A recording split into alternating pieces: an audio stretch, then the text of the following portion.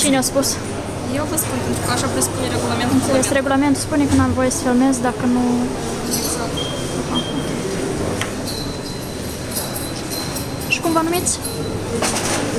Domnișoară, noi v-ați venit acum atâta timp cât nu aveți acreditare la Parlament. Eu știu că sunteți de la Curaj, nu este nevoie să-mi țineți camera în față.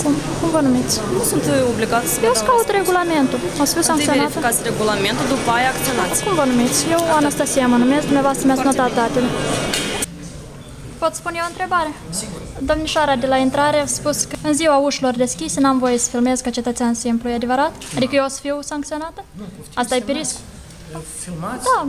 Faceți fotografii? Am înțeles, asta era curiozitatea pentru că... Nu, sigur, o să, asta poftim. Știu că faceți poze, filmați. în regim normal știu că prevede asta regulamentul, dar... Vă referiți la faptul când sunt ședințele?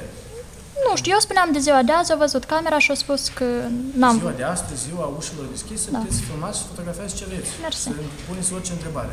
Mersi, atât. Alte întrebări?